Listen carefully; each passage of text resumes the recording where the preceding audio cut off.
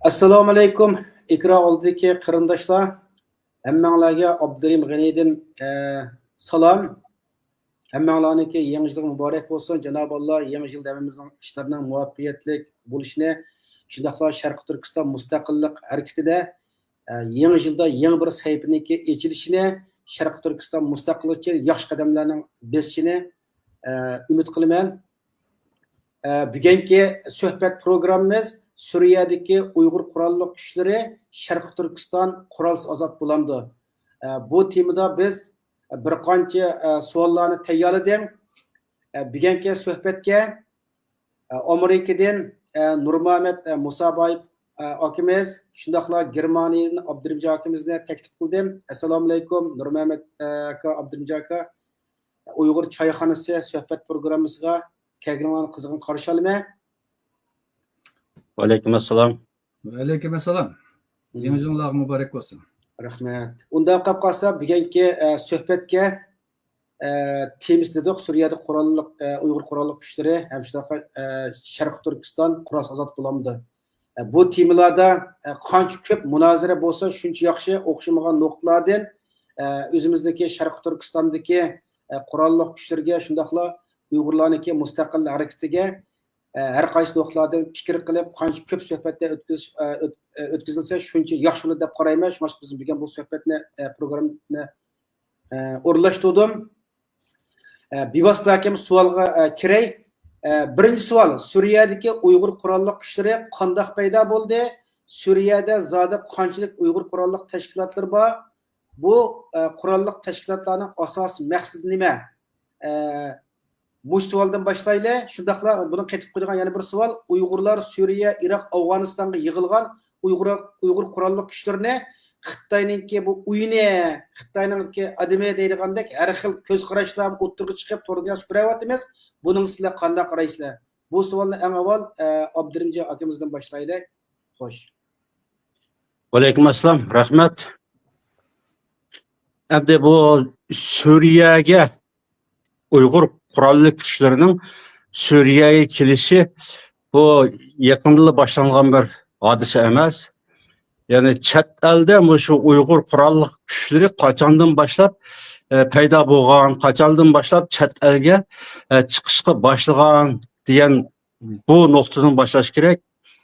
Dastlabki 97-yil 5-oydan boshlab asosliq chet elga mujohidlar iqlimiy shaklda chet elga chiqish boshlagan.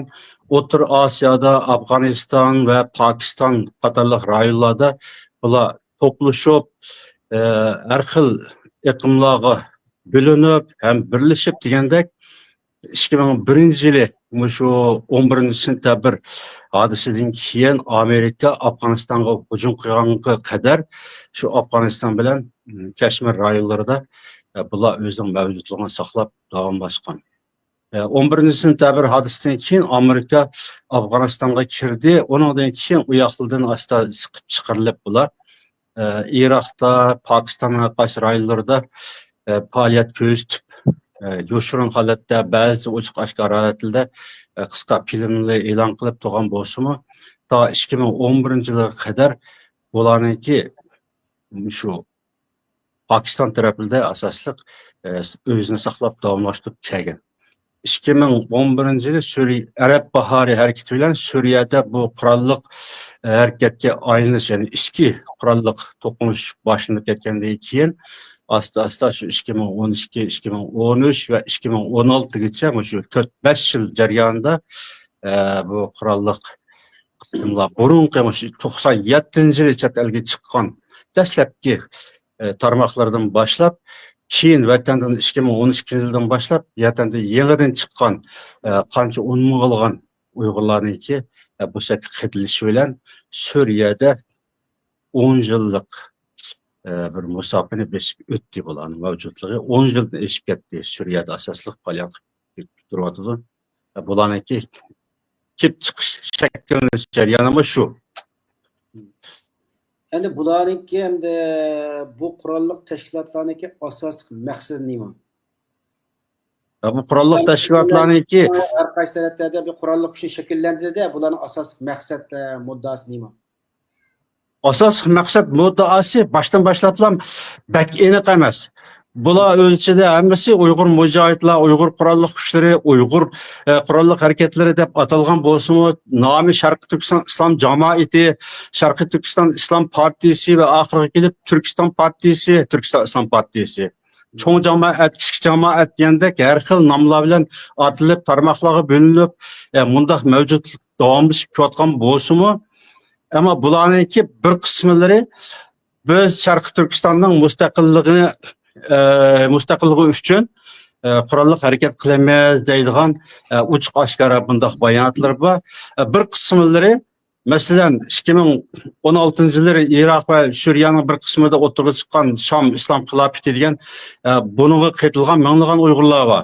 Ya biz vatan millat degan bu tarafga ma'maymiz, bizniki vatanimiz Sharqiy Turkiston yoki bizning dushmanimiz Xitoy degandek bundaq emas. Biz dunyodagi kafirlarga qarshi islom davlati qurish uchun, islom xilofati qurish uchun jinimiz fido, biz shuning uchun jihad qilamiz deb ochiq oshkora bundaq bayonot e'lon qilib, shu Sham islom xilofati davlati yo'qolganga qadar bu davomlashib ketgan bir qismi bor Uyg'urlarningki.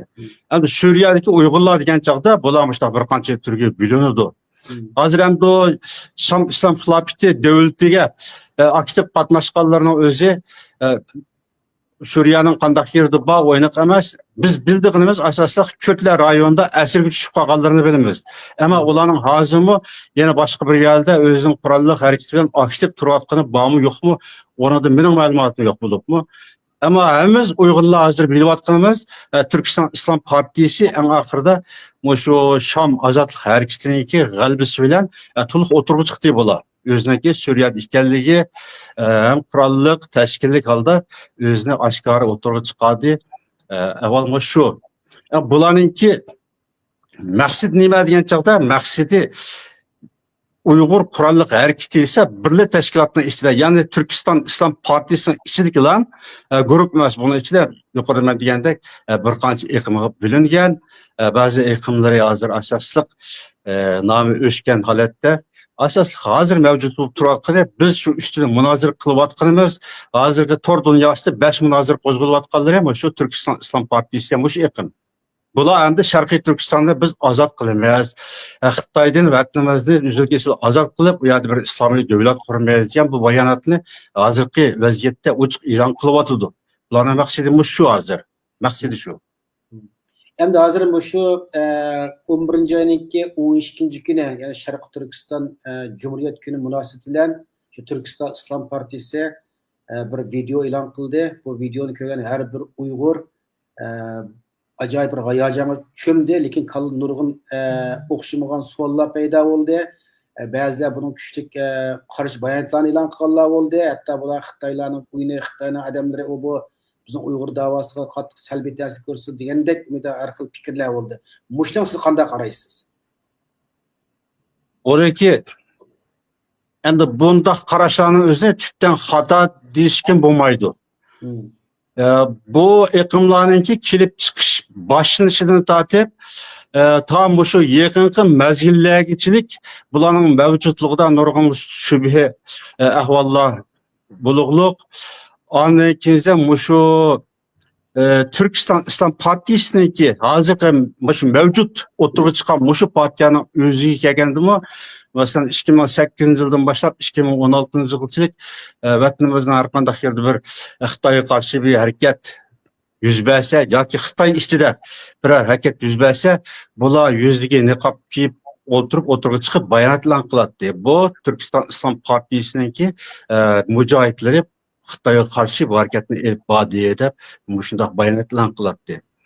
Xitoy bundan jiq foydalandi.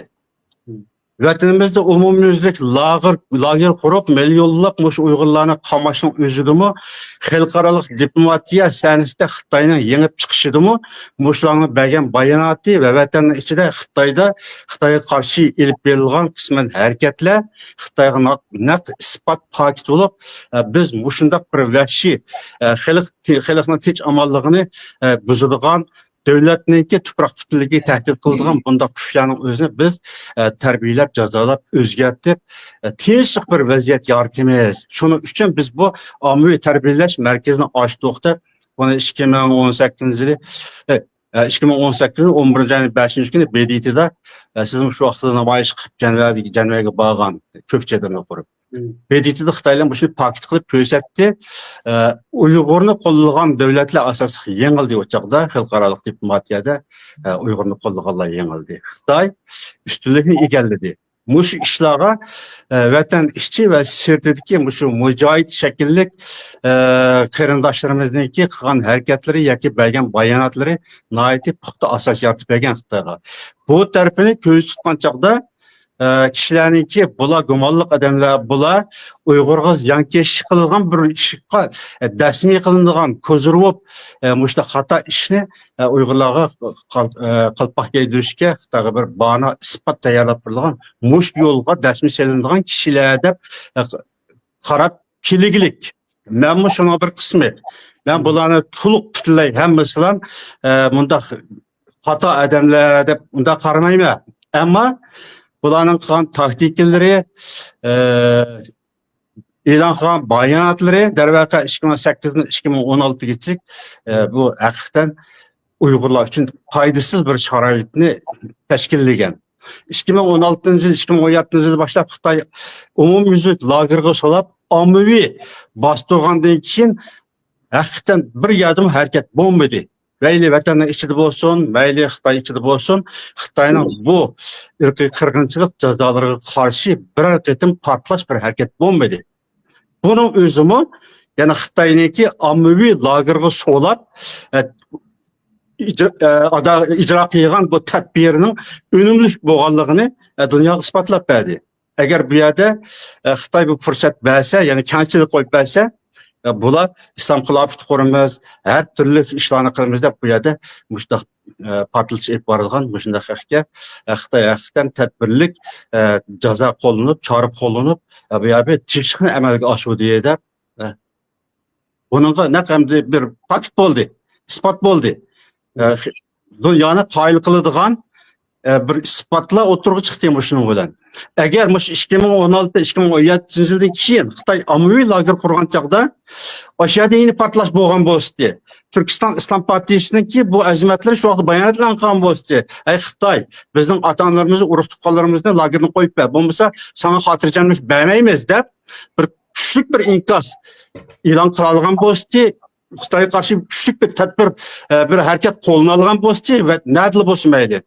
O çağının özüde darvaqa bular yani İslami bir şekilde bo'lsa Sharqiy Turkistonni ozod qilib Xitoydan qutqizdigan bir yo'lni pidakalariga deb bunda qaraydik. Ham shunda qarashqa ular salohiyat chigan bo'ladi.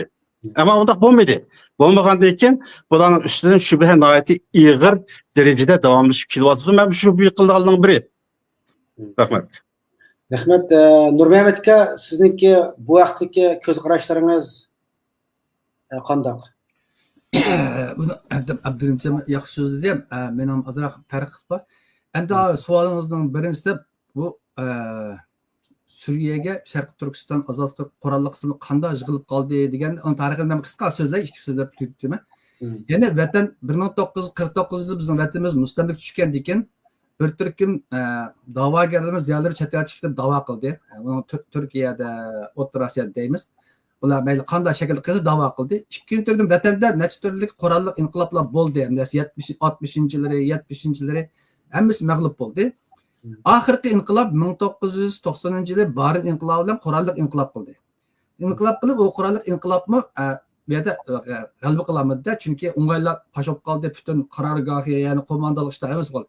Shundan keyin bu bizning vatandagi qurolli inqilob qilishni istaydigan qurolli kuchlar chet elga chiqib baza qurib, chet el orqali kuchlanib, chet eldan kirish degan bir taktik bilan chet elga chiqish boshladi. Ya'ni 90-yil Barin inqilobidan keyin chet elga chiqib chet elda harbiy baza qurishga tirishdi. Ya'ni 1993-yildan boshlab Afg'oniston 92 bo'lib Afg'onistonda Uyg'ur qurolli kuchlari chunki nima uchun Afg'onistonga yig'ilib qoldi deganda Afg'oniston muqimsiz, qalayimqa ya bo'g'ashqa pasportsiz, vizasiz odamlar kira oladi. Ya'ni diniy e'tiqod, mujohid, fidoyi bo'lish havasi bilan Afg'onistonga dunyoning hamma yeridan kira oladi.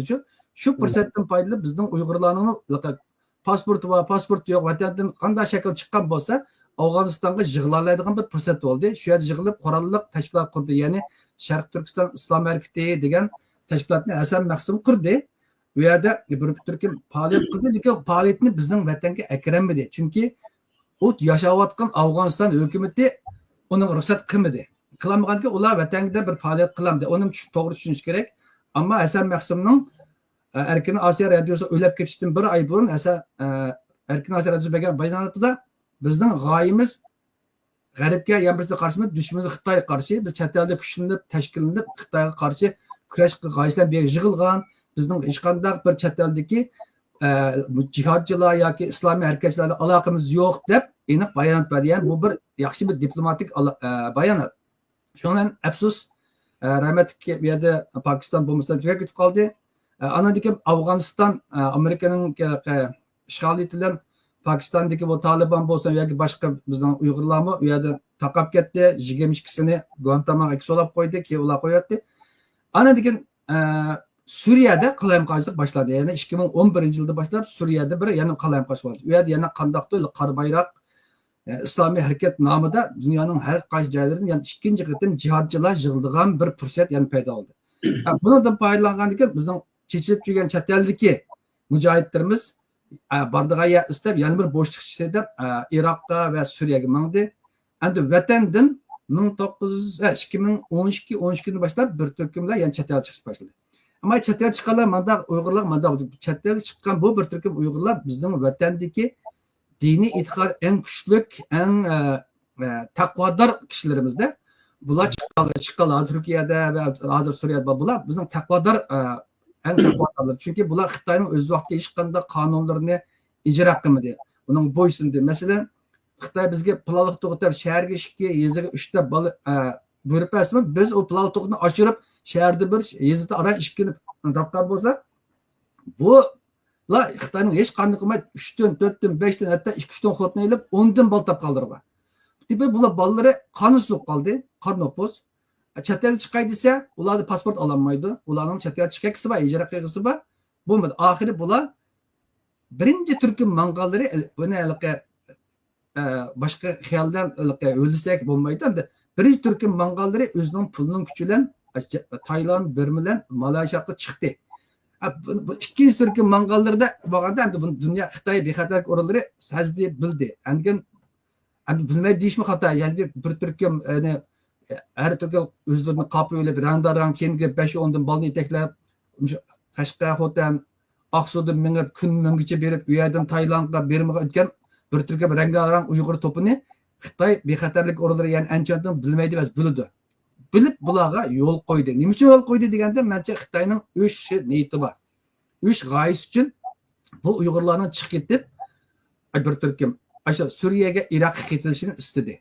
Birinchi, bu Uyg'urlar vatanda bo'layotgan butun jidal mojaroning manbasi mush Uyg'urlar. Vatanda qarshilik qilayotgan saqchi punktlarga besib kirayotgan, uyayban urib chiqayotgan Xitoy saqchisini o'ldirayotganlar mushular. Ya'ni Baykan voqeasi, Seriqbo'y voqeasi, Turpan Lukchun voqeasi deganlar qo'zg'algan mush tipdagi diniy e'tiqodi kuchli, jihod ro'y kuchli Uyg'urlar.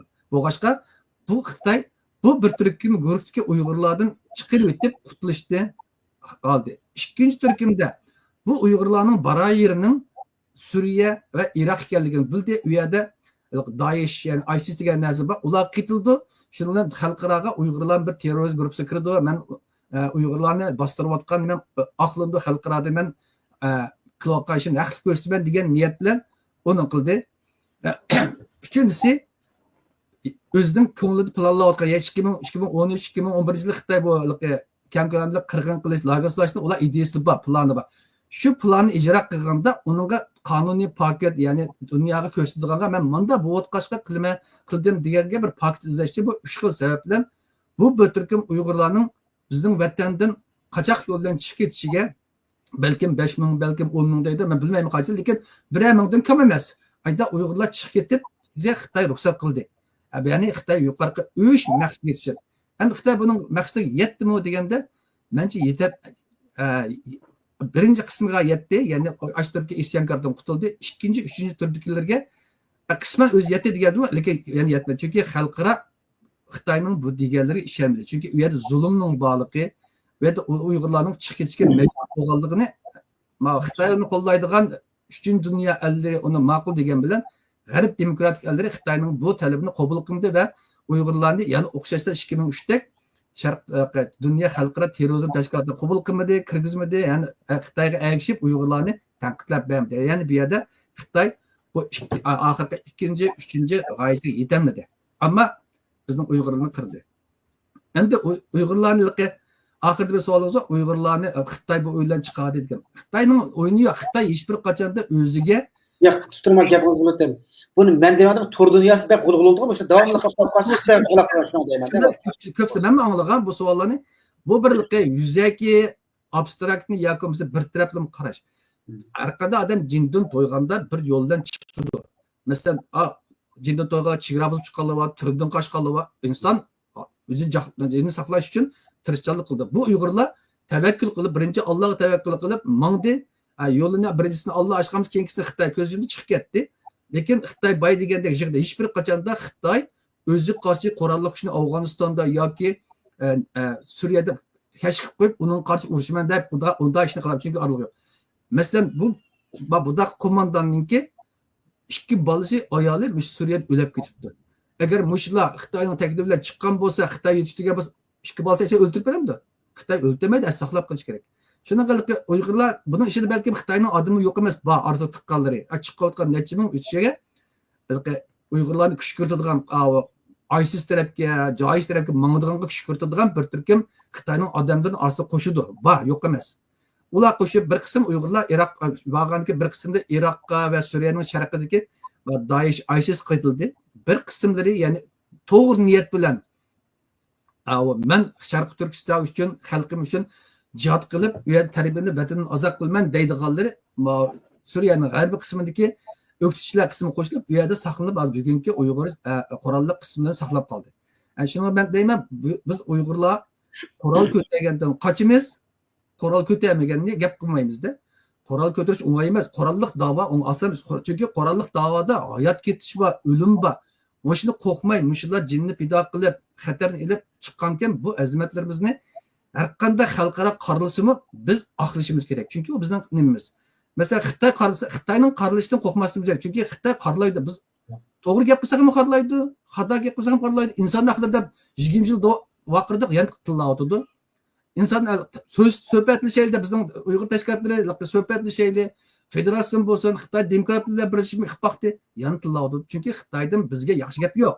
Yaxshi gap qilsam tillaydi, yomon chunki biz Uyg'ur Xitoyning dushmani, Xitoy bizning dushmanimiz. O yer bizning Xitoy besib olgan, biz uni olamiz deb tirishyapmiz. Chunki Xitoy buni bildi, bilgachga bizning har qanday shaklda qilgan harakatimizni Xitoy tillaydi. Shunga Xitoyning tilishidan, Xitoyning qarilishidan parvoyiz palak deyishmaydi. Ammo g'arb dunyosi qanday qildi deganda G'arb dunyosi bizni qo'llayotdi. Yüz qo'lida. Hech bir qachonda Xitoyning deganlari to'g'ri degani yo'q. Ammo bizdagi bir kamchilik, g'arb faoliyat qilayotgan tashkilotimizning kamchiligi mush qurolli qismlar bilan ishga aloqa qilib, ular bilan birlik sapda menib, ya'ni o'ng qanot, so'ng qanot, qurolli qanot, siyosiy qanot deb ikki turli menib, bularni g'arb dunyosida qo'lishiga yoki ostirdin har turli yordamga erishtirishga tirishmadi. Tirishdi bo'lamdi, tirishki bo'ldi. Xalqaro qo'llamdi, qo'llaydi. Qo'lmaydi emas, chunki dunyoda bunda qurolli tashkilotlar har bir davlatda, har bir millat bo'lgan, uni g'arb davlatlari qo'llagan, yo'ligan. Hammasi yo'lishi o'zlarining maqsad uchun yo'llaydi. Ya'ni Uyg'urni qutqarish emas, o'zlarining Xitoyga qarshi bir harakat uchun, ko'zir qilish uchun bu qurolli harakatni qo'llaydi, saqlab qoladi. Shuning bizning Uyg'ur tashkilotlari mushkam begicha bu Uyg'ur tashkilotlari bilan ishga bir aloqa qilib, ularni g'arb dunyosi bilan bir ishga ostida aloqa qilib kuchlantirmadi, ular iqtisodiy yordam berganini men buni anglamadim. Ularni aqlashga tirishmadi. Hatto bizning tashkilotimiz bu qurol tutqanlarni o'zimiz terrorist deb qo'yganimiz bor. Bu xato. Chunki Uyg'ur da'vosi yolg'iz inson haqlari da'vosi emas, yolg'iz zamin da'vosi.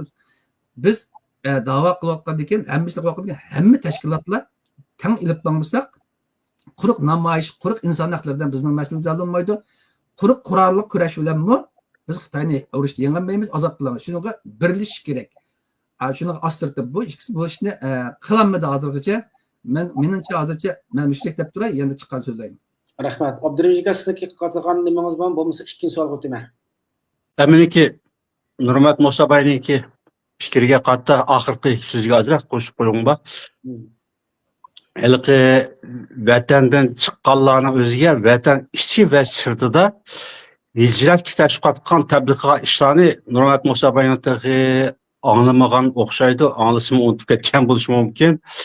Vatan sirtidimi shu vaqtda Xitoyga keng yo'l ochdi. 2011-yildan boshlab vatanning sirtidagi har turli tabliğ qildiganlarning o'ziga Xitoy shunda keng yo'l qo'ydi. WeChat paydo qilib berdi Xitoy, WeChat orqali vatandaşlarga tabliğ qildi. Keyin WhatsApp boshqa bir programmalar bor va sen Gollandiyalik Hüseyin Qarimning o'ziga kelsak, Hüseyin Qarimni hijratga nihoyatda keng tashabbus qilgan kishining biri. Hayotni o'qib, bedisini o'qib o'tirib, hijrat qilinglar, islom diyoriga hijrat qilinglar deb chaqirgan. 2012, 2013, 2014'lerde nihoyatda keng ko'lamli chaqirgan kunda millionlab odam ko'rilgan o'zining programmasi. O'z og'iz bilan bizga deb berdi. 2014-yil biz Gollandiyaga berib ko'rishgan chaqimizda Hüseyin Qarim o'zi deb bergan. Xitoy keyin chekilyapti. Allohda 3 yilgachilik men vatanga mashta tashviqot qilgan deb o kishi o'z og'iz bilan deb bergilik. Vatan ichidami jut-jutda ahli o'lima ilqi tabliğçiler qiyafeti kirvan Xitoy istixborotning bo'linlarimi uni keng ko'lamli tashabbus qilib, hijrat qilishga da'vat qilib, kishilarni qo'zg'ab, din bilan hech qanday aloqasi yo'q. Hatto ichkirda Xitoy oliy maktabda o'qiyotgan o'quvchi bolalardan tortib, o'qishni tashlab chiqib ketgan nurg'un ishlar bor. Bu faqat leyliki Xitoyga qarshi harakat qilib, u yoq bu yoqda o'zining diniy e'tiqodini qo'g'dash uchun mundaq chiqib ketgan kishilar emas. Agar Suriyaga 10 ming adam chiqib ketdi desak, 10 mingniki eng o'ttir hisoblayotganda 9 mingi bu diniy e'tiqodla aloqasi yo'q, qizg'inlik bilan chiqib ketganlar ko'pincha yoshlar bo'libmi. Oliy maktab o'qiyotganlar, ichkirda mayli Urumchida vatanda qanday bo'lsin, oliy maktab o'qiyotgan, dini bilan e'tiqodga aloqasi bo'lmaganlarmi shundoq bir qizg'inlik tashabbus bilan chiqib ketgan ishlar bo'ldi. Bu bir qo'shimcha qilib qo'ydik uni. Andiki yana birisi bu bizning tashkilotlarimiz bu Suriyadagi aloqa qilmaydi deb kesib aytib qoldi. Aloqa qilmagan bo'lsa, Dunyo Uyg'ur qurultiyi ochiq oshkora aloqa qilmagandi, surgunlik hukumatı aloqa qilmagandi. Ammo Istanbulda Turkiya xarakterlik tashkilotlar aloqa qilganlik. Aloqa qilib 2012-yildan 2016-yilgacha hatta o yoqlarga ketib qolmanglar deb tashabbus qilganlarning o'zi murtad deb e'lon qilib turib, bular murtad, bularning gapiga kelsak, bizni din yo'ldan cheklaydi deb oshundoq ketganlar yomon ko'p. O Suriyadagi o mavjud qurolli kuchlar bilan Abduqodir Yapchan efendimniki aloqasi bo'lgan. Aloqasi bo'lgandimi kichik jamoatda 300 atrofidagi o'zining gapi o'tadigan shundoq yoshlarning o'zini aşağıda tashkillab, shular rahbarlik qilib, vatanning ozodligi uchun tayyorlik qilinglar sizlar deb ashlar rahbarlik qila olgan. Ammo undan boshqa Turkiston Islom partiyasi, cho'ng jamoat deb atalgan, keyin Daesh deb qatilgan bular bilan Abduqodir Yapchan efendimni aloqa quranmagan, ham aloqa qo'shdimi rad qilingan. Bu o'yliqi bir ulgurchilar hech qanday bir tashkilot aloqa bog'lanmadik emas. Aloqa bog'liqlik, ama ular bilan dialog o'rnatish mumkin bo'lmaqliq. Ular izchil rad qilib, nihoyat qattiq rad qilib kelgan. Hamda hozir Suriyaniki umumiy siyosati o'zgarib, davlat hokimiyatining xarakteri o'zgarib, isyonchi guruhlarning qo'liga tushib, hukumat bu yana bir vaziyat o'tirib chiqdi.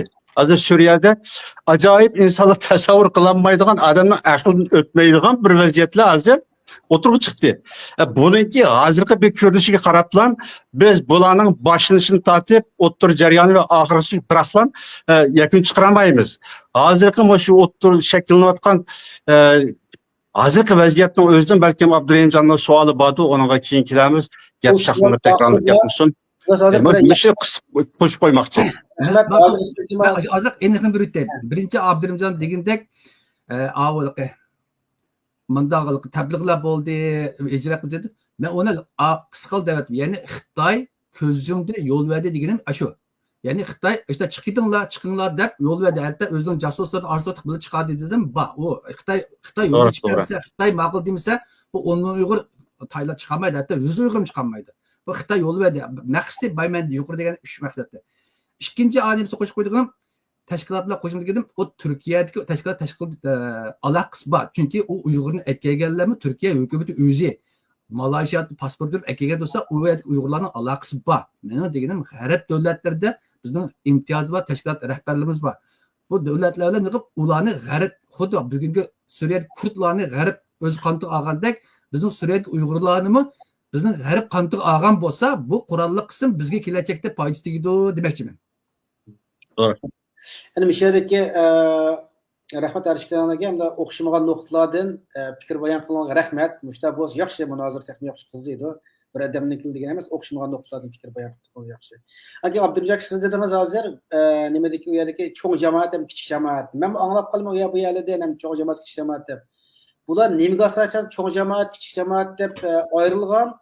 Cho'ng jamoatlar kichik jamoat haqida siz bildiganlaringiz bo'lsa bir o'rtoqlashgan bo'lsangiz rahmat. Bular o'zining soniga qarata cho'ng jamoat, kichik jamoat deb qaralgan ekan. Kichik jamoat degan soni oz, kichik jamoatga Abduqodir Yapchan apandi rahbarlik qilgan, cho'ng jamoatniki bir qismi Daeshga bo'linib ketgan, bir qismi Turkiston Islom partiyasiga bo'linib ketgan. Shu vaziyatda cho'ng jamoat degan chaqda cho'ng jamoatning o'zini ikki tarmoqqa bo'lib, bir qismi Daeshchi Uyg'urlar, bir qismi Turkiston Islom partiyasiniki lashkarlari deb tushunishga bo'ldi. Kichik jamoat faqat Abduqodir Yapchanning o'ziniki idorasi ostidagi shu Sharq Turkistonniki ozodligi uchun kurash qilamiz deydigan ayqimlar. İşte o hem sahanın az köpteki şundakla bunun idiyisi okuşması aslında bilingen. Rahmet. Doğru. Hem de ikinci sual öteyleyim. İkinci sual hem de şu bulam 11. ayının 12. günü Suriye'deki Türkistan İslam Partisi'ndeki Şarkısından Cumhuriyet Münasebet'ten ilan kılgan şu kurallık videosunu köygenden ayağı ben hayacanlandım hem de. Şununda bir xil hayacanlandık. Hemimiz hayacanlandı da. Okşamagan her kalıda her xiyalda nurgun suallar payda oldu iken. Ben bunu Twitter'a çıkardım. Çıkarsam bunu kollaganlar oldu, karıştırganlar oldu. Uzun kalmay bu Angliyanınki Telegram'a nemisi de mahsus bu doğrusu da haber işlendi. Onundaki Şivsiye işledi. Onun keyinden Germaniya işledi. Degene garip devletler akbarat vasıtları bulan tunuşturdu. Bu tunuşturgan bu filmlerde nemi deyilgen? Bundan sonra dikkat kıldığınız bu birinci sualım. İkinci sual, mani bir deylik avalmış degene. Bu Angliyanınki Telegram nemelerde bu Türkistan İslam Partisi'nin şu videosu hakkında kandak bir gap sözler var. O garip akbaratı da nöbetdeki Suriye hakimiyetinin özgürlüğü bilen o'tirg'i chiqqan Turkiston Islom partiyasining bir qatimliq ko'rinishini, undan burunqi ko'rinishlarni, videolik ko'rinishlarni asos qilib turib ishlagan bu g'arb axboroti, mayli Angliya bo'lsin, Germaniya, Shvetsiya bu davlatlarda ishlagan axborotda alohida davlatlik axborot emas, ma'lum jurnalistlar televiziya kanalining ma'lum programmalariga buni dokument xarakterli kirgizib e'lon qilganlik. Bularniki hammasini bergan bahoy intayin ijobiy.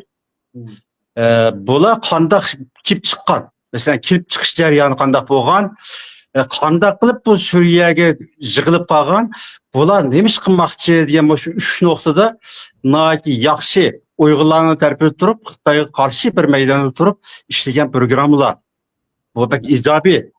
Agar shu bir qancha axborotniki ishlagan programmasiga o'xshash shuni ro'yi bo'yicha tashabbus qilgan ro'yi bo'yicha bu harakat davomlasha olsa, bundan keyin haqiqatan yaxshi bir boshlanish bo'ldi. G'arbga ochilgan bir ko'znak deyishki bo'ldi. Ham buni yanada Germaniyaning solchi axborotlari va o'ngchi axborotlari va Turkiyaning solchi axborotlari buni Amerikaning o'ynagan o'yini. Amerika shu 2001 yildan boshlab Afg'onistonga yurish qilgandan boshlab hozirgacha Sharq Turkistonlik terrorchilarni ataydan boshliq yasab chiqib mavjudligini kapolatga ega qilib hozirgacha davomlashtirib kelyapti.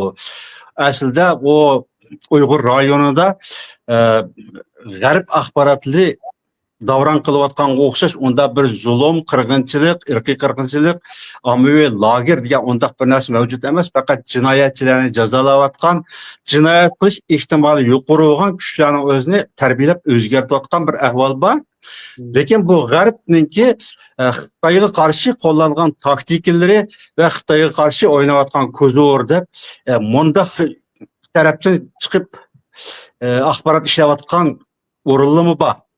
Ama aylıqı aldınqı qatardaki axbaratlarının özü naytı yaxşı Uyğurlarga bergen ijobiy bahası Xitaylarning şu vatanimizde yürgüzüyotgan cazalary 49 yıldan bu yani işgalet asıl tutup Uyğurlarga yürgüzüp kelyotgan irqiy qirg'inchilik jazolary navbatdagi irqiy qirg'inchilik jazolaryny hammasini qisman qisqacha paketlik o'tirib qo'yib bu qurolli kuchlar birinci Nurmat Masabay aytganga o'xshash öz vatanda o'zining e'tiqodini, o'zining erkinligini qo'g'dayanmagan, keçip chiqib o'zining e'tiqodini qo'g'dash uchun keçip chiqqanlar va andan keyin chet elga chiqib bir erkin muhitda tarbiyalanib, Xitoyga qarshi qurolliq safga qaytilib, vatanni ozod qilish, Xitoyni ozod qilib, bu yerda bir islomiy bir mustaqil bir davlat qurish orzusi bilan chiqqanlar bor deb bundaq baho berib ishlagan axborotlar bu nihoyatda ijobiy.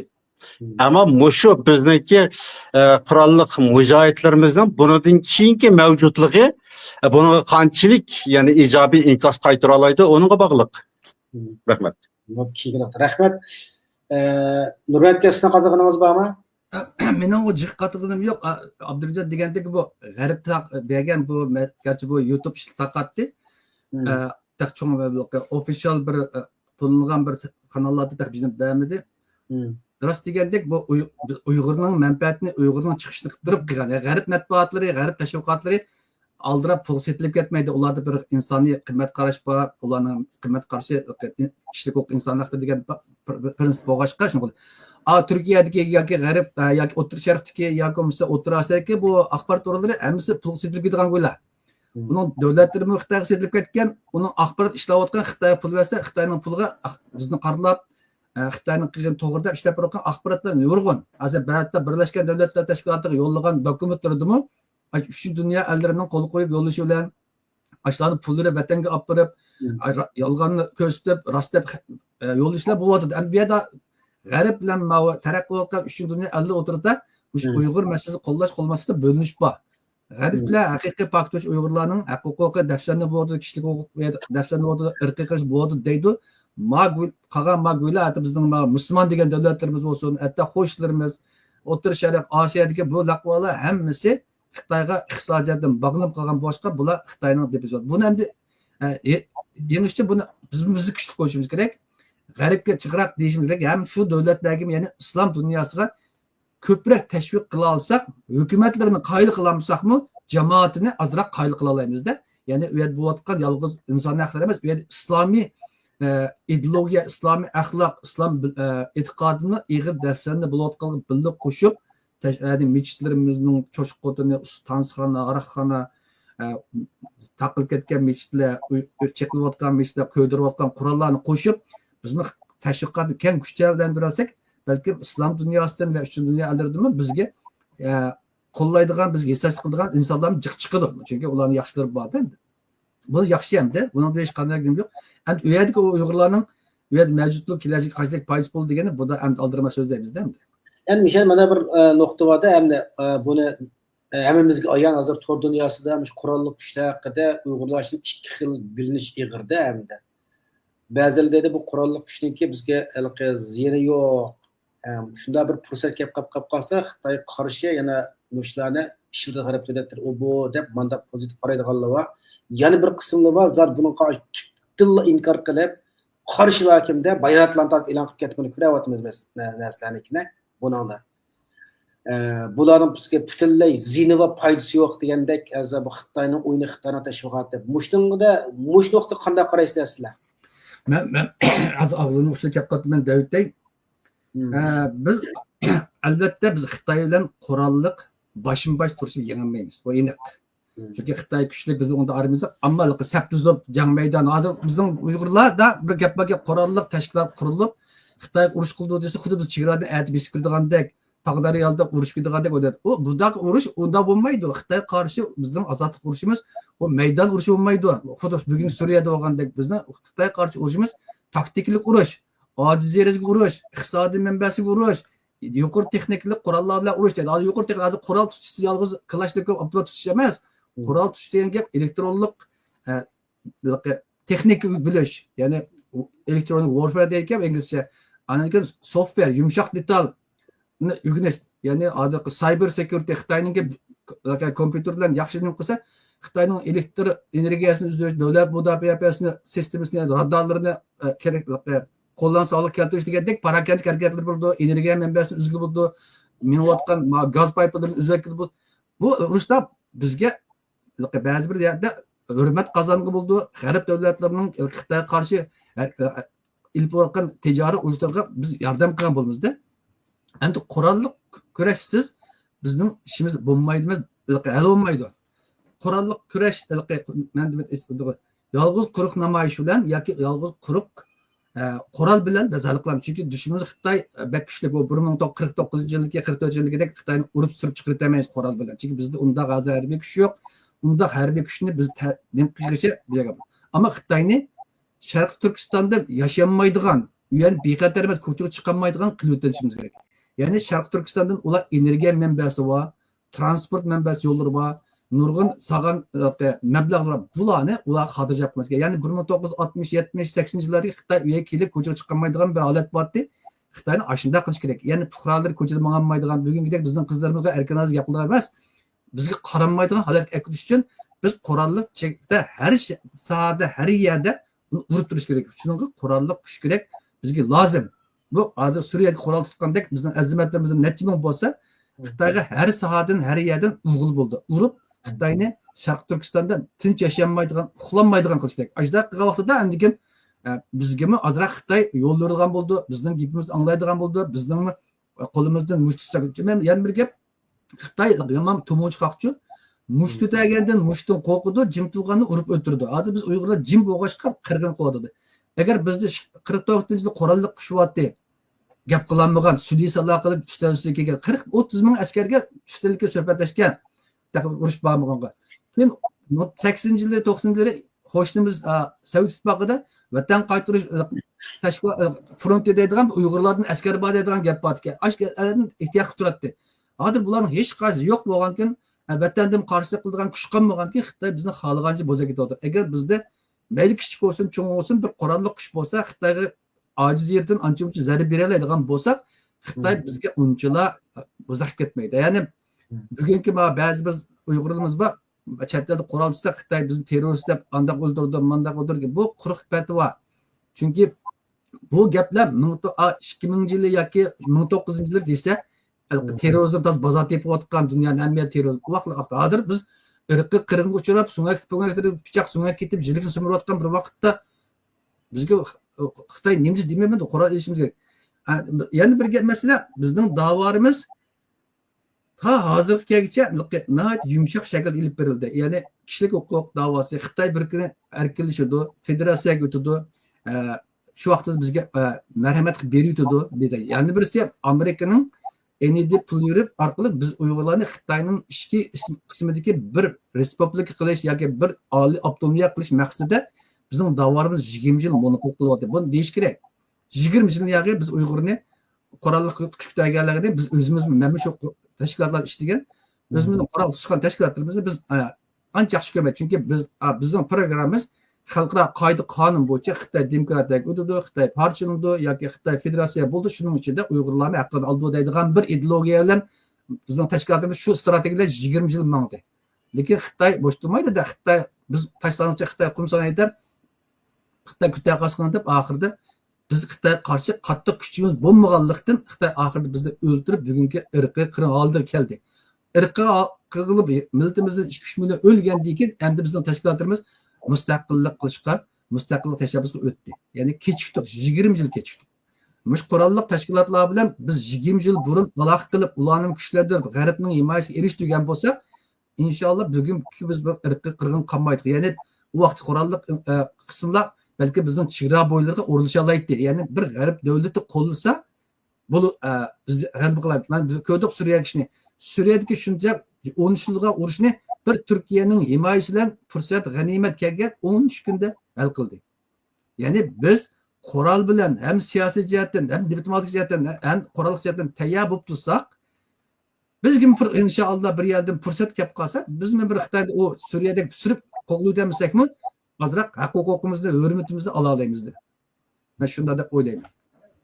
Rahmat, Abdurniga qazığa yeriniz bilan qo'shimcha qildigan bo'lmasa yana bir savol o'taman. Bu sualınız ne bitti? Unutup kaldım.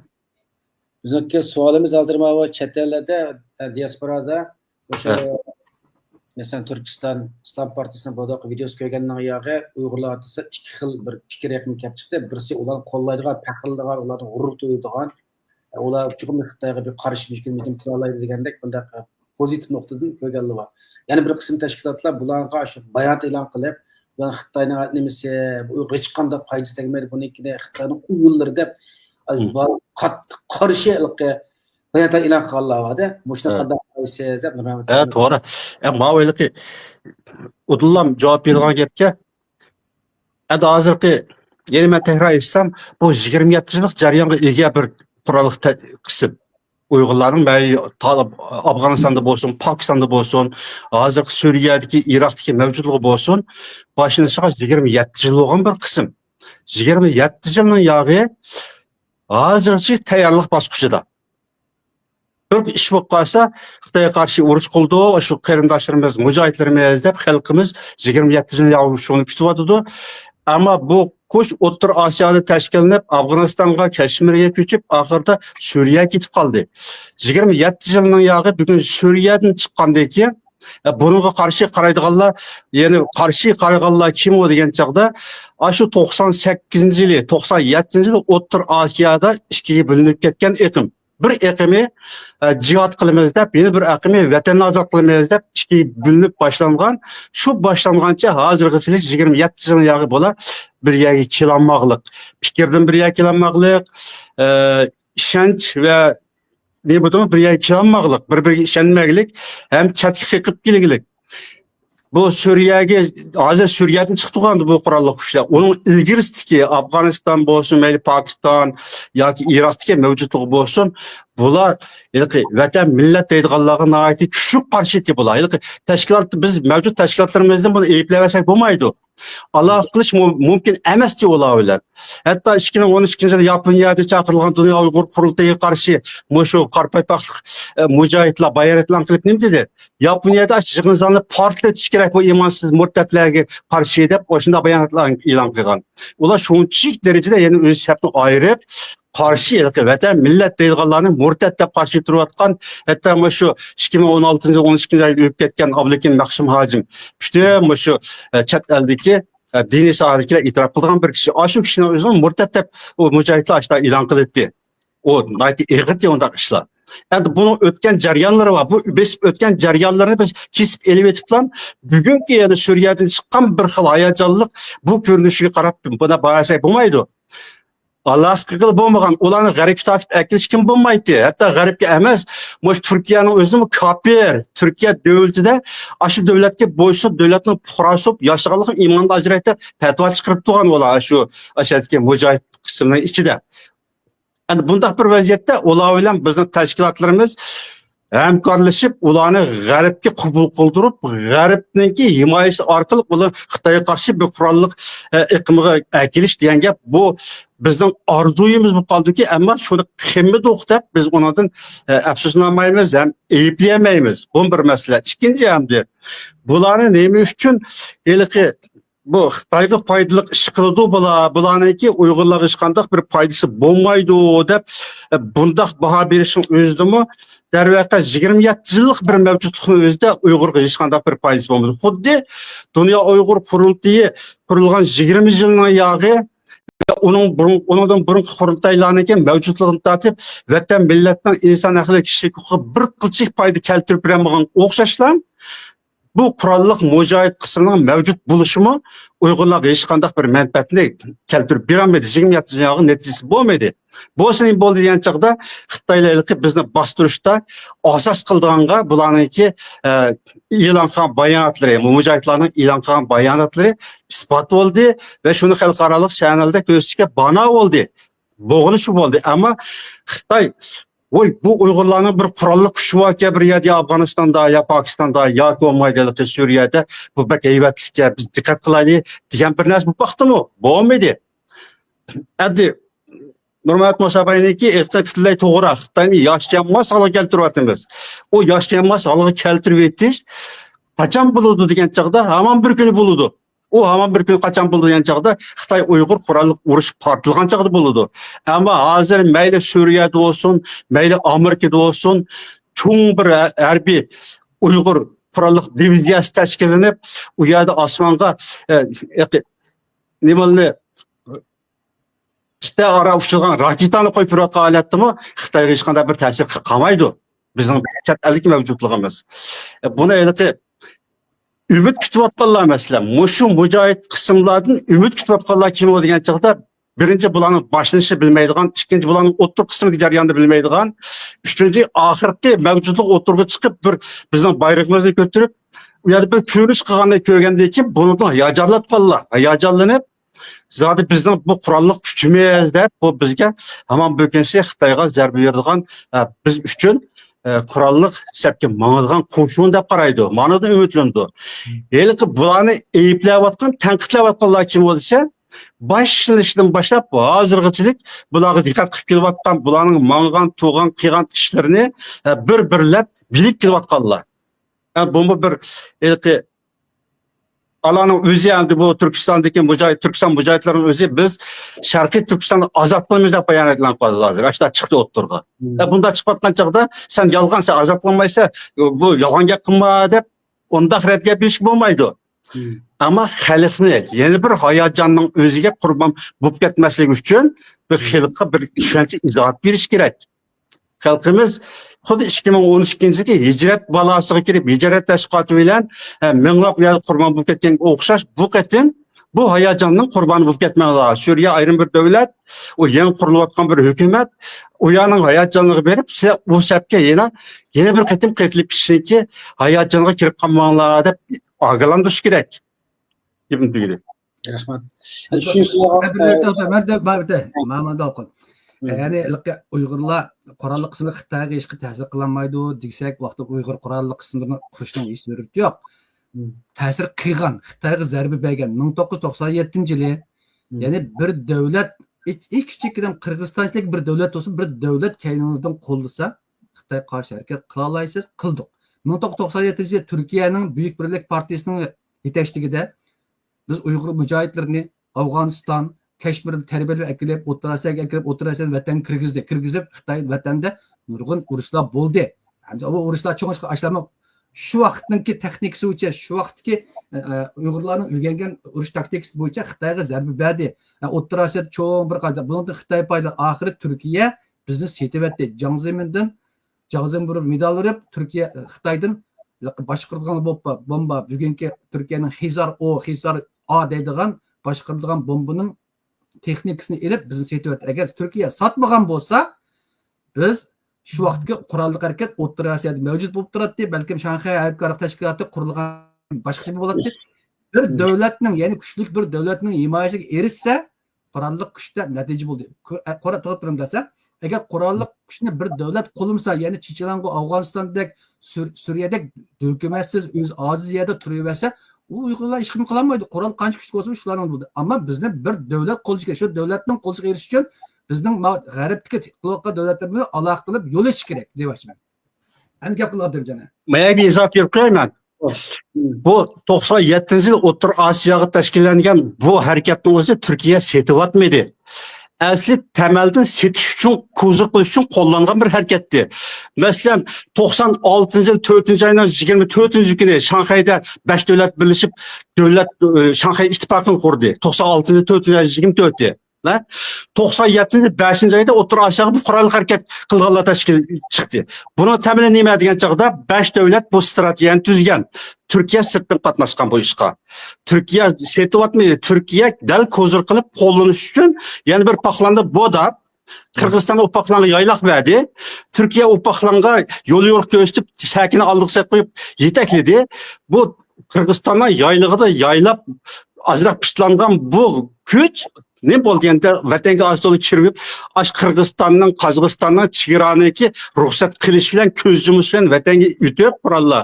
Ashaddiy harakatni qilolmay turib, bostirilib, Xitoyning eng ig'ir zarbesiga uchirdik. O'rta Osiyodagi Uyg'urlarning harakati, Uyg'urlarning siyosiy tashkilotlari mushu voqeadan keyin butunlay zarbaga uchrab, hatto men Uyg'ur deganlarning o'zimi ashada xili ig'ir 2002-yilga yomon ig'ir ta'qib ostida qoldi. O'rta Osiyodagi yerlik Uyg'urlar.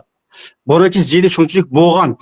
Buning o'zini tadqiqot qilgan qanday deydi desa, mushundaq Shanxay 5lik nimani qurib bo'lib turib, Qirg'iziston shuni ichidagi bir davlat turib, Qirg'iziston va Qozog'iston qanday qilib bu mujohidlarga o'zining harbiy bazasini bergan degan ma'noqdan kelib chiqadi qarindosh. Mana ishning aqlsiz ko'rishga agar Xitoy Shanxay 5ligini 97-yilda kim qurgan bo'lsa, 97-yilda mujohidlar bu yerga to'plashib, Turkiya bunga rahbarlik qilib, Xitoyga qarshi bir harakat qilganligi uchun Xitoy qaytarimiz zarbaga o'tib, Shanxay 5ligini qurib, bu chegara rayonni butunlay qamal qilib ketdi.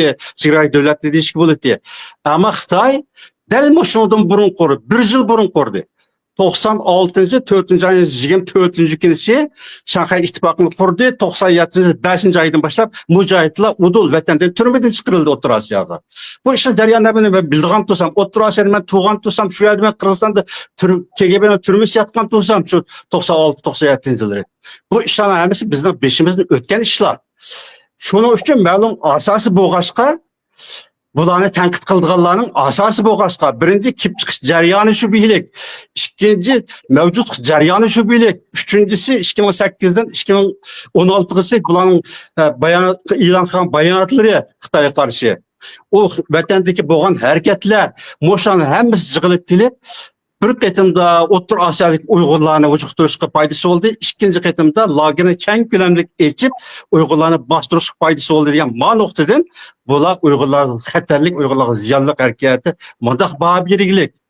Bunu mu ya sen mujohid qarshi, qurolli harakatga qarshi sen xoinlar bizning bu mujohidlarimiz qo'llashimiz kerak deb mundaq xilqi ularniki fikrini rad etishga bo'lmaydi. Hozirgacha bu fikrni o'tirib qo'yganlar kim o? G'ulom Osmon Efendi, Mamtun Ala Efendi, Ahmadjon Osmon Efendi. Mush ushlarniki leksiyasida noyati kar o'rin oladi. Men bu qisman o'zimniki bilgan jarayonlarimni, o'zimniki guvochi bo'lgan jarayonlarimni o'zim o'tirib qo'yib o'tdim. Ular Xitoyning o'yinidami ular? Dedi? Efendim? Ular nima deydi bu sürgündü hükümetler nima deydi ularni Xitoyning o'yinidami? Xitoyning o'yinida bu anlamapsizda qarqanchada bir qatim anlab chiqish tegishlik. Mayli G'ulom Osmon Efendining bo'lsin, Mamtun Ala Efendining bo'lsin, andaki Ahmadjon Osmon Efendi bir nima bilan İlşat Desen, Abdülveli Ayub bu üççe bir ötküzgen söhbet var. Bunu bir anlap çıkınlar. Bu işlerin cereyan ilki sen bilmeyse bu işini sen bilmeyendikin fikirkiz etmi yok deyilgen yapmaz. Bu işlerin başlanışından başlap 94-yıl 6. ayda biz çıkan başlap O'rta Osiyoga ona da kişi muşu cereyanlar bulup öttü. Nurgun işler var. Bununki ilki biz başka bir nimeге qaynab ketib qoldik. Men eng ig'ir tanqid qilib kelayotgan Dunyo Uyg'ur qurultayini bo'lsin, sürgündagi hukumatni bo'lsin, eng ig'ir tanqid qilib kelayotgan odamning birisi. Ammo bu Suriyaga yig'ilgan bu mujohidlarning o'ziga siyosiy tashkilotlar, aloqa qilmadi siyosiy tashkilotlar bularniki g'arbga yaqinlashishga, ya'ni g'arbning ig'dorchilik bo'lishiga bular hareket kıymeti dep plaş bunu urunsuz kalıdı. Altılar aşağıda bir mayıllık buluş gerek. Peki yakınçılık o vatan millet eydiğalığı karşı bayanatı ilan kılıvatkan o Türkistan İslam Partisi'nin 2006 yılı ilan kılan nizamnaması var. Hazırca özgertkeni yok. Yani bu ketim yeni Suriye hükümetinin ki terkibinde orun aldı bu Uygur mücahitleri. Devlet armiyasiga o'zgartirildi deyli hozircha. Devlet armiyasiga o'zgartirilgandan keyin balkim bu 2006 yil e'lon qilgan nizomnomasini balkim bekor qilishi mumkin. To'xtab turingda siz kelimiz hozir mana bu siz bu qurolli harakat qilsa uni Xitoy bunda masalan bu O'rta Osiyo bo'lgan men 91-yilga O'rta Osiyoga men 91da boshida butun O'rta Osiyo Rossiyada ham ashishning ishidim bor. Bunun da meyli onu Türkiye öz güç kötü qilgan bo'lsin, qanday qilsin bir davlat qo'llasa, mening gapim shuning. Bir davlatning himoyasiga erishsak, men u bir shu davlat qo'llasa, Xitoy qarshi biz kuchimizni ko'rsata olamiz demoqchiman. Bu bir. Ikkinchi u yerdagi Uyg'urlarning biz Uyg'urlarda tashkilsizlik bor, ongsaviya tuvan. Chunki u qatnashganlar hammasi yetishgan bolalar emas. Anki bizning beshida buni yetaklagan to'si diniy ideologiya yetaklagan. Chunki diniy ideologiya yetaklamasa boshqa bolalar bormaydi. Chunki bu o'lim. Ya'ni jihad, şehit bo'lsa degan nimani faqat islomda bor, boshqa yerda yo'q, boshqa bir davlatda yo'q. Shunga bu islomiy ruh bilan bularni tashkilgan. Tashkillash to'g'ri. Buni xato etsak biz tuzkorimiz vaqt tashkillayapmiz. Bolalarning qurolli urushqin to'g'ri. Lekin buni boshqarayotgan boshliqlar ularning o'zining xo'jayin bilan chiroyli kelishib, bularni qurbon qilmay, hatto Turkiya bizni sotgan taqdirdami, bu qurolli qismini qurbon qilmagan shaklda saqlab qilishni ta'kidlash. Chunki u bo'lmaydi, bu bo'lmaydi, uni mujohid andoq desak, nima qilamiz bu davoni qilyapti? Davo degan avval o'zimizning ichidagi xalqning sadda, nadan, ta'tirlarini o'ngshash kerak. Gaplar o'ngshalmaganni qo'li bilan uni o'ngshab, bularni tuzish kerak, tartibsiz kerak. Uyg'ur davosi xizmat qilish kerak. Shuni hozir bo'ldi-ku, Turkiya, Suriya bir qism o'ylab, bir qism hozir normal bir shaklga kirib, saqlanib qoldi-ku. Ya'ni bo'ladigan-ku. Dialog o'tkazsa o'ngishildi-ku. Demakchi o'qidim, bir hozir sharq davlatlari qo'llasa ahmaydi. Rossiya yoki g'arb davlatlari qo'llagan bir qo'llashga erishalsa, qurolli qismimiz nada yashasa mavjud saqlab qoldi. Buni biz cho'qim qilishimiz kerak. Burun qilgan bo'lsin, qilmagan bo'lsin, bu qilmasak, Suriyadagi bu Uyg'urlarni atigi osmon hisob yo'qolib ketadi. Rahmat, unda bo'lsa, bugun program uzrab ketyapti. Ya'ni bir savolni bilan oxirlashtirib, qolgan jami 9 savolda, qolgan 5 savolni kelar qatimda qilamiz. Ya'ni bir savol.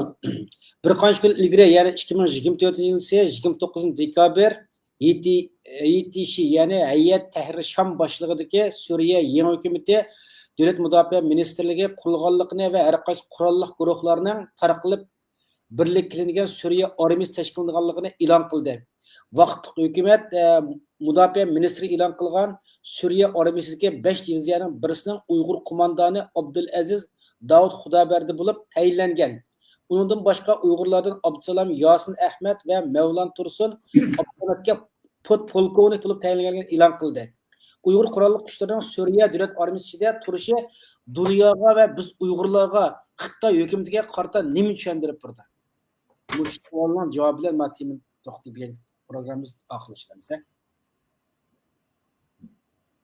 Bu yana Uyg'ur qurolli kuchlarining ichidagi rahbarlari Suriyaning davlat mudofaa ministrligidan o'rin olganligi Uyg'urlarga qanday ta'sir berdi, Xitoyga qanday ta'sir berdi degan xulosa chiqdi. Tushunamizmi savolniki?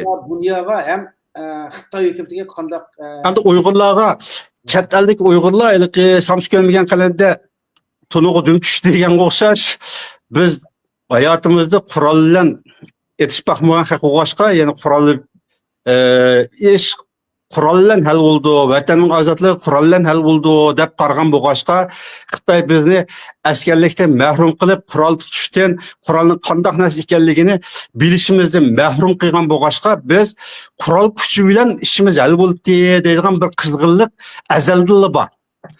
Unda bo'lgandan keyin endi bir davlatninki hozirgachilik Xitoy davlatidan boshqa, Rossiya davlatidan, Sovet ittifoqi davlatidan boshqa bir davlatning o'zi Uyg'urlarga bunday bir harbiy o'rindan yuqori martabani berib baxmagan. Turkiyada Muhammad Reza Pasha general deb bir kishi 53-yil Koreya urushiga qatnashib, shu yerda general bo'lib unvoni etdiki, shu bir odamni maqtaydiq. General Reza Pasha deb Turkiyaning davlat mudofaa ministrligi general bo'lgan deb shunda maqtaydiq. U faqat bir odamdi. Endi hozir bu Suriyadagi mujohid qarindoshlarimiz uchun bir qancha kishi bu davlat mudofaa ministrligida o'zining salohiyati bilan kirib o'rin epdi. Bu chet eldagi barliq Uyg'urlarga ig'ir hayajon beg'ishladi. Shu hayajonni Turkistonda sizmi bu ekronni ochib bizning yerda gap qilib hozir munozaraga kelayapsiz. Shu hayajonni Turkistonda. Uyg'urlarga shunday ta'sir berdiki, bu bizning qurolli qismimiz deb ham o'ylab qoldik. Suriyadagi mushu mujohid bolalar Turkiston Islom partiyasiningki mushu mujohidlari, mushu mayor general qo'mondonning o'zi bizning deb o'ylab qoldik. Ha bizning emas. Turkiston Islom partiyasi degan chaqda bu bizni qo'tgan O'rta Osiyoni qo'tib ketgan bir ulguja, bir keng ko'lamlik rayonning Islom partiyasiningki mujohidlari bo'lgan bo'lsa, mana endi qo'yib Suriya davlat armiyasining bir qismiga aylanib ketdi bular. Bu tarafını tushunish kerak. Endi Xitoyga qanday ta'sir berdi olsangiz, Xitoylik axborot hozir sarab ketdi. Voy bu terroristlarning o'zini davlatlik axborotlar emas, asosli xalqi rayonlik, ba'ziligi demokratik shaklda o'tirg'i chiqib olgan axborot kanallari, shaxsiy axborot uchurlari bular nihoyatda ko'p turib hozir o'tirg'i chiqdi, bayonotlanib qoldi, axborotlanib qoldi. Bu terrorchi, Jungoga qarshi terrorchi kuchlarning o'zini Suriya yangi hukumatı davlat mudofaa ministrligiga akirib, cho'ng o'rin berdi. Bu nihoyatda Jungo uchun xatarlik ahvol deb bunda ko'p turib, buni anglagan vatandaşlarning o'zi nihoyatda qattiq hayajonga tushishi mumkin. O Uyg'urga bo'lgan ta'siri bu. Xitoyga bergan ta'siri nima desa, Xitoy bundan albatta ijobiy, o'ziga manfaatlik bir payını alıdı bu işten. O Xitoy ondan qo'rqib bir şey olmaydı. Suriya hükümeti yeniden kuruldu. Partizanlık çapında tuluk almıştırıp bulamagan bir hükümet. Bunu aldı bilen Xitoy hükümeti, Rusya hükümeti qatarlıq bir qancha devletler itiraf qilishi kerak. Bo'libmi Xitoyning bularni itiraf qilishi intayin ehtiyojli. Suriya xalqining bundan keyingi qurilish uchun Xitoy davlatining bularni itiraf qilishi bek muhim. Endi bu qandaq bir ko'zurninki o'yinni kartını açtı hazır bu Suriya yangi hükümeti bularni diplomatiyaga nihoyatda usta ekan. Endi bular hokimiyat beshiga chiqib bir haftadan 2 yillar bayonotlar qilgan. Suriyadagi har turli qurolli kuchlarning o'zi tarqalib ketadi, o'z davlatlariga ketadi degan bayonotlar qildi. Ondan keyin yana bir bayonotlar qildi. Ondan keyin davlat mudofaa ministrligiga qaytilib ketadi deb bayonotlar qildi. Tuzuqsizlar bu 49 harbiy amaldarning ichida 5 tane chet ellik harbiy amaldor ekan. Buning orasida Kosovolik harbiy amaldor ekan, birisi Turkiyadan ketgan mujohid ekan, 3'ü Uyg'urlardan bo'lib, mushunda cho'ng o'rinli birlik. Endi buningki Xitoyga berilgan ta'sir nima desangiz, Xitoy xalqiga bir qo'rqinch berdi. Xitoy davlat axborotlari va shaxsiy axborotlar Xitoy xalqini cho'chitdi. Bu Uyg'ur terroristlarini acayip ig'ir bosh kesadigan, shu Suriya deganning shu boshqa arablar kesgan boshlarini tashlamay Uyg'urlar kesgan deb turib, u yerda axborot qildi. Mahalliy, rayonlik axborotlardan keng ko'lamli tashkil qildi. Xitoyni yana bir Uyg'ur xalqiga akil o'tixinbek Uyg'urga qarshi Xitoy xalqini. Xitoy xalqi azalli qarshi bizga. Ammo navbatdagi vaziyatda Xitoyga bergan ta'siri nima degan bu savolning mazmuni. Buning qarta endi men shuni ta'kidlayman. Bu Xitoy xalqiga shunda ta'sir berdi. Ondan öktiş Xitoylarmi kommunist Xitoy hokimiyatiga qarshi bundan nihoyatda axborotni keng ko'lamli foydalandi. Mana bular Jungo Kommunistik Partiyasini ag'dirgan Uyg'urning qurolli kuchlari deb turib, buni keng ko'lamli tashkil qilishi mumkin. Avval shu. Ammo Uyg'urlar unutib qolmaslik kerakki, Suriya hukumati Uyg'urning hukumati emas. Bu Suriya davlatining hukumati. Suriya davlati 13 yillik ichki urushdan keyin vayron bo'lgan bir Suriyaga qurilgan hozirgi rayonlik hukumat. Endi Suriyaniki markaziy hukumati deb qaraydi, shunda olsa bir qancha rayonni bular o'ziga qo'shamadi, ayrim bo'linib ketgan rayonlar bor. Shunda bo'lsa endi markaziy hukumat deb hisoblagan chaqda bu markaziy hukumat albatta Xitoy bilan Rossiya bilan yaqindan yana hamkorlashadi. Angliya bilan, Amerika bilan, g'arb davlatlari bilan hamkorlashish nuqtasi boshqa, ammo Xitoy bilan hamkorlashish nuqtalari boshqa. Nurg'un davlatlarniki Suriyada hech qanday da'vosi yo'q, majrosi yo'q. Faqat Turkiyaning, Ironning, Iroqning va Xitoyning majrosi bor. Xitoyniki, ya'ni Uyg'ur terroristlari, Sharqiy Turkiston terroristlari degan majrosi bor Suriyada. Turkiyaniki chegara majrosi bor. Iroqning shundoq, Suriyaning shundoq, Rossiyaning va Ironniki. Bu atrofdagi davlatlarmi yangi hukumatga ishki bisliq diplomatiya qilishi mumkin. Hali desa yurib jiqitish yoki buni yo'lab turg'izish bu ehtimollikdagi masala. Bu qanchalik tasab turalaydi yoki yaqinda ishki urushga kirib qolamdi bu yangi hukumat. Bu har turli ehtimollik ko'z tutildi. Agar yaqinda bir ishki urushga kirib qoladigan bir vaziyat bo'lsa, o chaqda bularga yana mujohidlar kerak. Xuddi Sham islom xilofatiga hijrat qilgan nurg'unlagan minglagan mujohidlar o'zini pilaqanga o'xshash bu qatimqi Suriya davlat mudofaa ministrligining o'rnini olgan bu mujohidlarmi bu davlatniki emmirligi üçün, bu devletin iski uruşu üçün yani mücahit gerek oldu. Bununla Uygurlar dikkat kılış gerek. Təbrik etmək. Hazır Türkiyədə Uyğurlar qəti xatircəmlikə erişənmədi. Suriyadan çəkinib çıxan minləğən Uyğurlarmı xatircəmlikə erişənmədi. Hələ desə türməyə solab durdu. Əgər Suriyada bir kəngçilik versə, yeni başlanışı mümkün Suriya hicreti.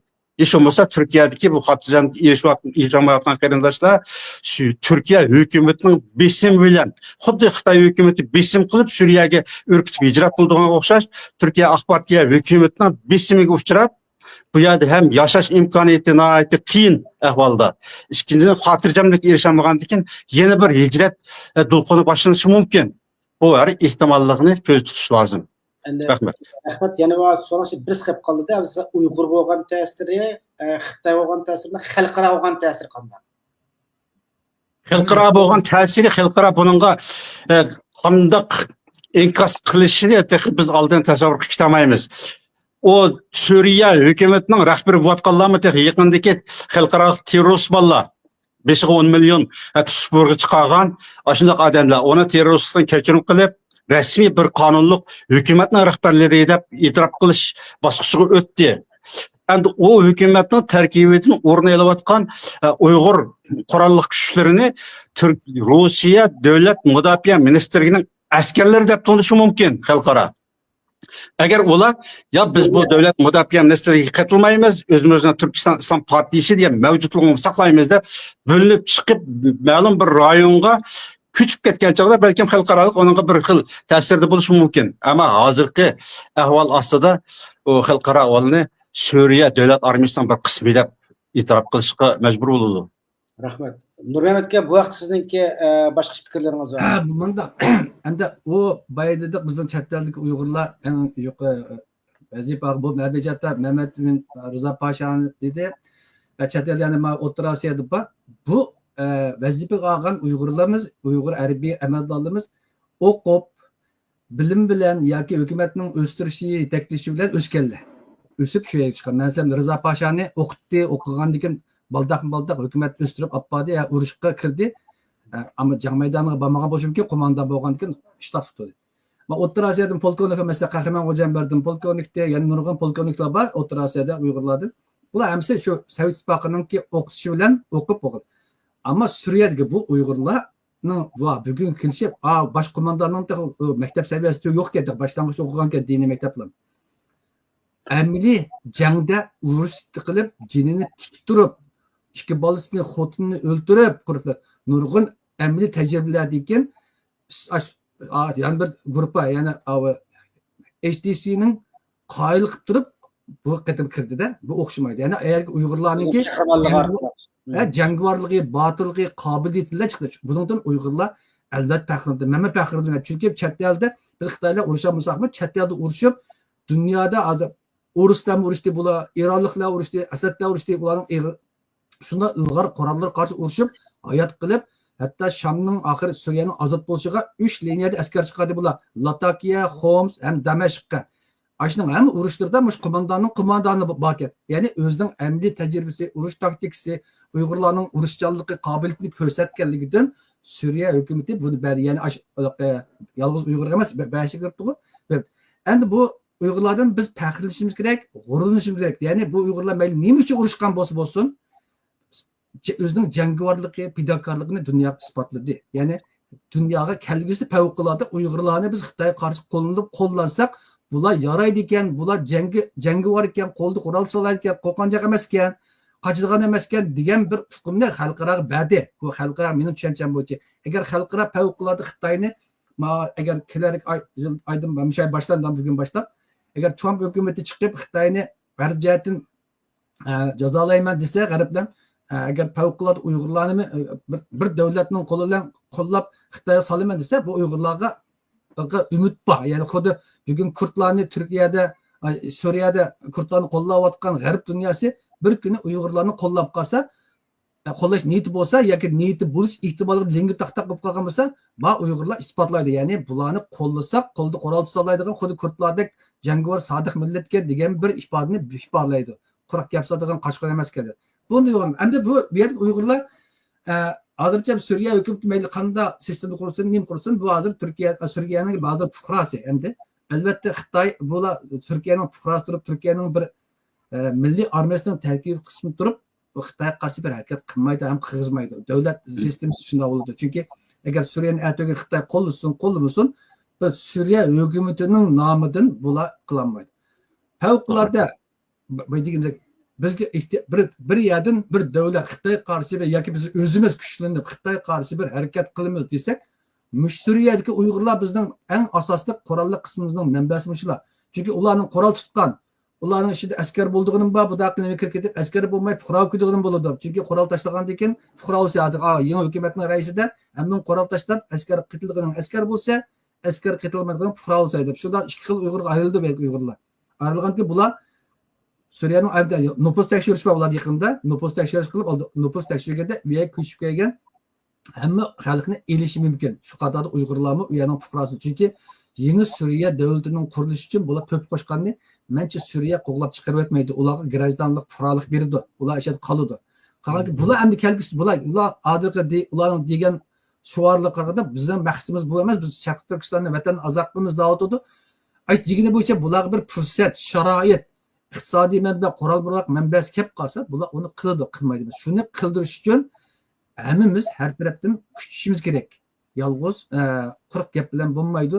Suriyadagi Uyg'urlar bizning kelgusidagi Xitoy qarshi inqilob qildigan qurolli qismlarining asosiy manbasi. Bular bizning azimatlarimiz, yigitlarimiz, botirlarimiz. Bularni mayli qanday ideyalar berib chiqsin, ular o'zining bir urush qilish taktikasi bilan, hayot mamotlari bilan, o'lim yetildan qutulib, yordar bo'lib, bugungi olib kelishini ularni qanday aybi bo'lsin, ularni kechirib maqtash kerak, taqdirlash kerak.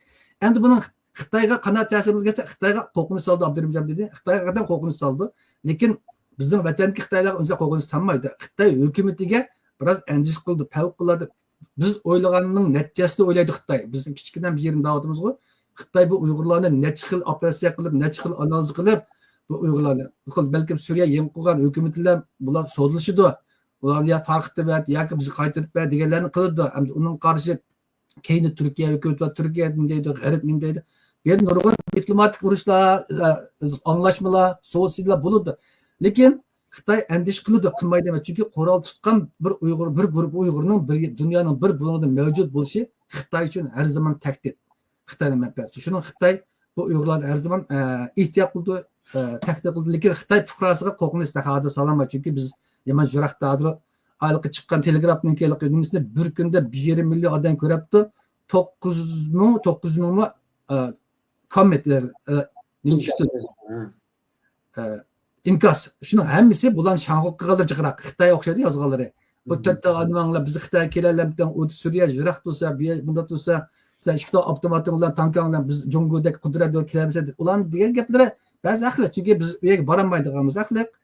Tahdid solanmaydigimiz haqli. Lekin Xitoy hukumat bo'larak ular ehtiyot qildi. O'zini bir xil tahdid his qiladi. Ashlarning mavjudiyati Xitoy uchun bir tahdid. Dunyoning qayerda bo'ladi qurolli kuchning mavjud bo'lishi Xitoy uchun har zaman tahdid bo'ladi. Chunki xalqaro davlatlar, dunyodagi davlatlar bir kuni Xitoy tishiga tegib qo'ysa, ashlardan foydalanadi. Ularni qo'llanadi. Mayli bir qo'lni setivasson, yoki bo'lmasa yarim yo'lda Xitoyda so'zib setivasson, xuddi bizniki Yovpida degan kinoni ko'rgandek Uyg'urni aeroportlardan tashlab qo'yib yo'l setivasmi, Xitoy andishib yashaydi. Shuningga bu Uyg'urlarimizdan men faxrlaman shaxsan g'urur duyman. Mana shunday bir askarman deb nechiqadan tirishgan, 3 qatim urinib qilib askar bo'lib ayda urush qatnashman deb bo'lolmagan hayotim 2 qatim 3 qatim xatarga bo'lib azroq kichik turmalarda yetib chiqib ketdim, saqayib ketdim. Hech qanday bir hayotim bo'lmadi. Lekin bulardan men faxrlaman. Herhalde bir Uyg'urga dunyoda bir g'urur paydo. Endi xalqaro buningga har xil inkoslarni berdi. G'arib bo'libmi? Chunki bu Uyg'urlarning bir yaxshiligi g'arib hech qanday bir yomon ta'siri yo'q. G'arbga qarshi emas. Bu ularning bayonotidan ba, harakatidan ba. Ya'ni g'arb mafkurlarning ishlagan xabarlardan bularning g'oyasi Xitoyni qarshi Sharq Turkiston vatanini ozod qilish degan nim bo'lgandan keyin g'arb bulardan andish qilmaydi.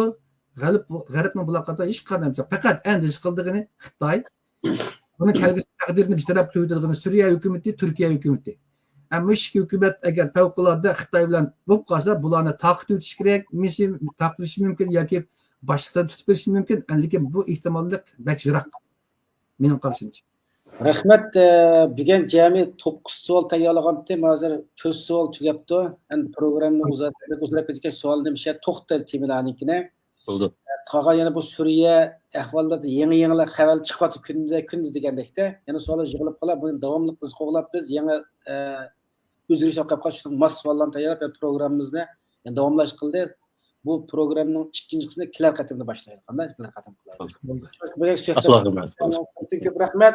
Deb qo'ygan bir gapim, bu ekran qatnashgan qarindoshlar hammasi o'ziniki tayyorlagan savollarga o'zining ko'z qarashlarini o'ttirib qo'ydi. Hozir Abdurajab akamizdan, Nurot akamizdagi ba'zi savollarda farqli chiqib chiqqan ko'rib turibmiz mana-da. Ikkisi o'qish bir nuqtani, ma'lum bir savol o'qishmagan nuqtalardan javob berdi. To'g'ri buni kesib elib Twitter'da u yerda bu yerda qilib, uni tarjima qilib, sazoy qilishning hech qanday bir nimasi yo'q. Bu to'g'risida bilan yozmoqchidim. Yezma qo'ydim Twitter'ga, shunda odamga javob bermaylik, oxiri jim o'tirib oldi. Shunga bu ekran hammadan o'choq. Men hech kim ekranga chiqib munozara qildim pistonlan desa, sen tutdi demayman. Hammadan ekran o'choq. Kelsin, savol olib qolsa, o'rtaq qo'ysin, mishal munozara qilaylik. O'zimizning ismimiz aniq olmagan bir qism odamlar qo'ygan programmadan kim savolning bosh oxirini qilib kesib eplarkim yo'qolang bir yerlik bizning ismimizni chetib, yana bizga qo'shib haqorat qilishni biz qarshi menda bir narsaga. Chunki avval sen kim o'zingni oshkorla. O'g'al bo'lsang ekranga chiq, munozirlash. Fikringni so'ra, savollarni o'tirib qo'y, javob bersin. Kesib bilib yo'qolang har qaysi yerga bizni bog'lab qarlayman, tuhmat qilaman deganing bizga o'g'al unda xirsini biz nima qilib qolmaymiz. Shunga o'zaro fikr hurmat qilaylik, insonga samimiy bo'laylik, bir fikrimizni hurmat qilaylik, insonga hurmat qilaylik. Shunga har qanday odam ekran o'chib, fikrini qilib chiqsang bo'ldi, munozaralashtirib birman. Rahmat, ishkanlarning faqat suhbat qatnashqanlar, shunaqa ko'rgan barliq qarindoshlar ko'pdan ko'p rahmat. Inkosinglar qilib qoldinglar, kelar qatam suhbat davomlashtiramiz. Hammaga rahmat. Rahmat. Alloh rahmat. Xayr.